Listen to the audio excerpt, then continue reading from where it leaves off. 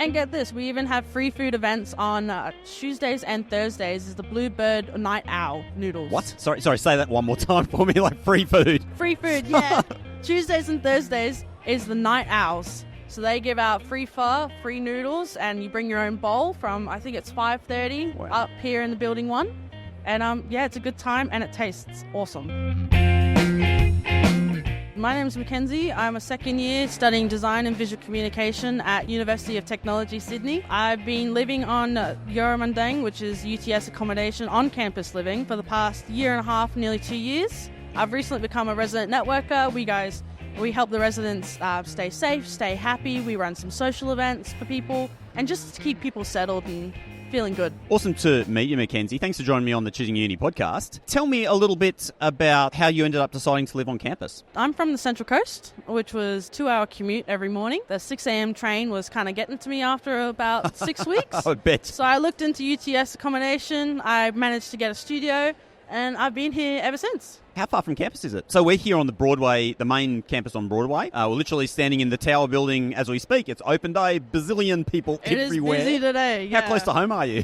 Yeah, no, it was quite a trek. It was the Newcastle line, 6:30 train to make it here at 8:40 for a 9 o'clock lecture. It gets a bit rough when the days are long and you get home at 11 o'clock and you still got to work part-time. But moving to Sydney, our UTS was the best choice. I now work with UTS as a resident networker and a receptionist, and it's a wonderful community. Tell me a bit more about the accommodation, and so where is it relative to the institution? How does it work? So UTS Living is smack bang on top of Building 6, which is our design facility. It's accessible through the goods line, which the Powerhouse Museum is situated on. Wow. And, you know, I study design and most of my classes are in Building 6, which is like 2 elevator rides away. I still happen to become late to class, but it's all a part of living here.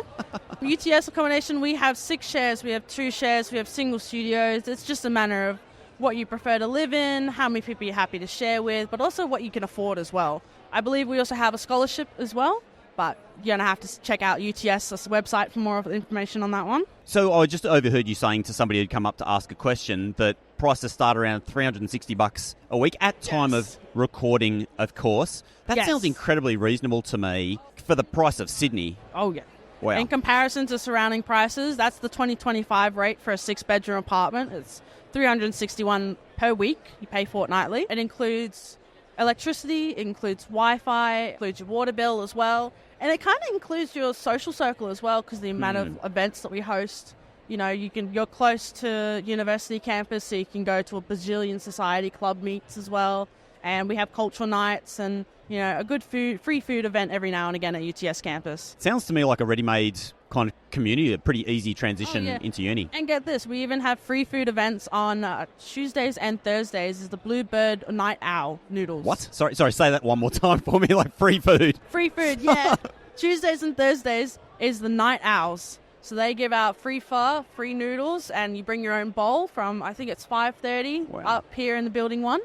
And yeah, it's a good time and it tastes awesome. What do you study here, Mackenzie? You said design? I study design and visual communication. I'm in my second year and I'm loving it so far. Yeah, wouldn't change it for the world here at UTS. What made you choose that? I'm a very artsy kid. I was a visual arts nerd kid growing up, and with the world up and coming with technology, there's no better place to be artsy but still be career-wise in technology university. It's the best place. It's got mad facilities.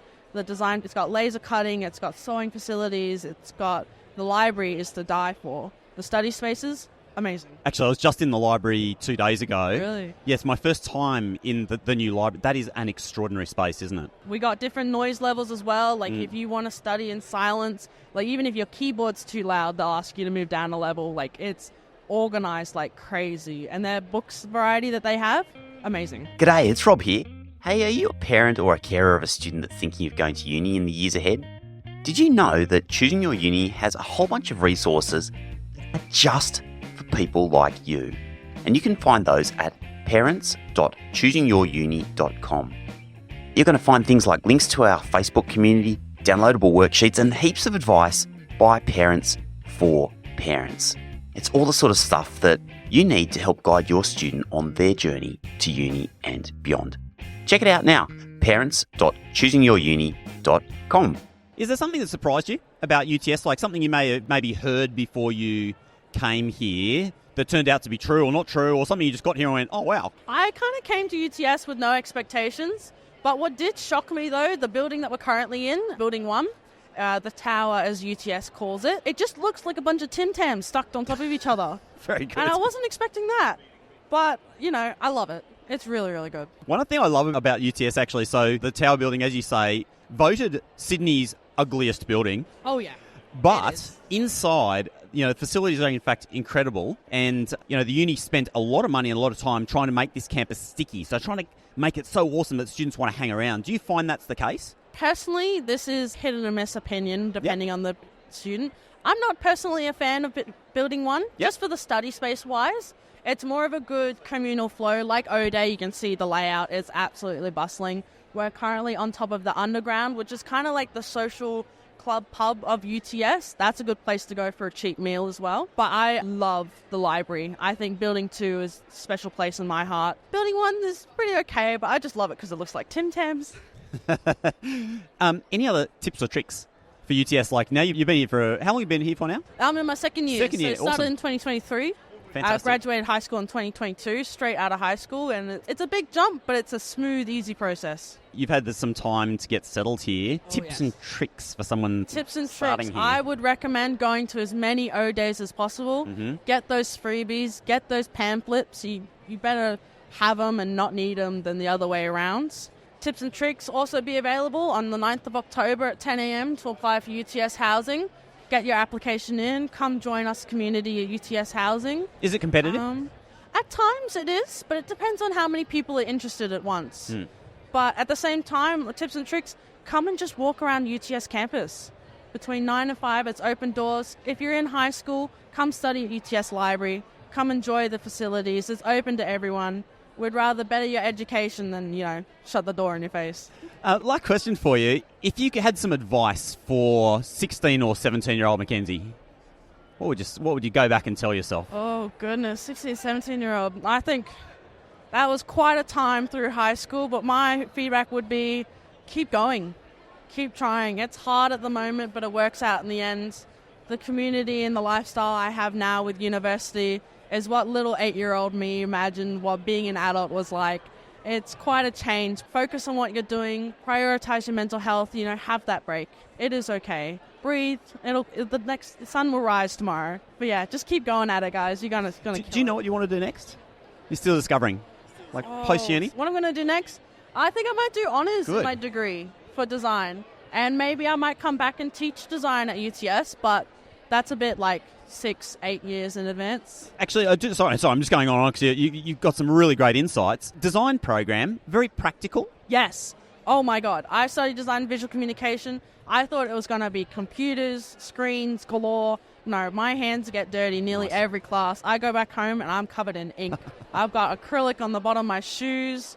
However, you can prevent that. That's totally fine. Yeah, we're mark making. We're collaging. We're having the best time. And most of the classes are around tables. Through classwork, you make new friends. It's all about community and interconnected learning. I love that you've just said that because, there's been this whole explosion in generative AI and imagery, and something I've heard on the internet is, oh my God, graphic designers are going to disappear. And it's so untrue to some extent, the hands-on element. There's so much hands-on work that still has to be done in this world.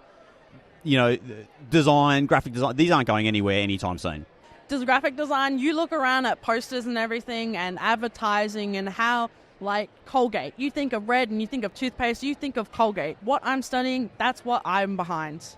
So there's no way that I believe personally that AI can completely replace us. Probably make the ads, a bit crisper in their graphics, but the ideas and the fundamentals and just the concept thinking behind it all, you can't replace us. It might be silent and in the background, but we develop a lot of stuff that's in society. Yeah, I tend to agree with you. I really think in design terms, AI, and we're seeing this in copywriting and all sorts of things already too, it doesn't replace the human. It sits alongside the human to help do some of that crappy work that you don't want to do. So in design, it's going to help do some of the basic layout stuff.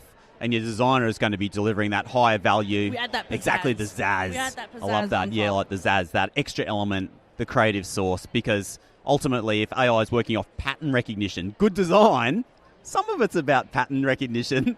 A lot of it's just about that creative tweak that actually makes things stand out. It's what makes it stick in the human brain. Bingo. Like the colour, like purple and chocolate. Cadbury, obviously. Like there are elements that you just can't do through AI.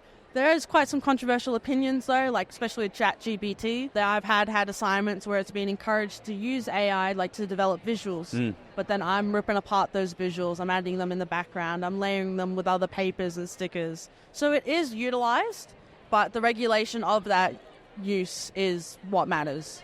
Absolutely. Love the insights. Mackenzie, thank you for joining me on the Choosing Your Uni podcast. It's lovely to be here.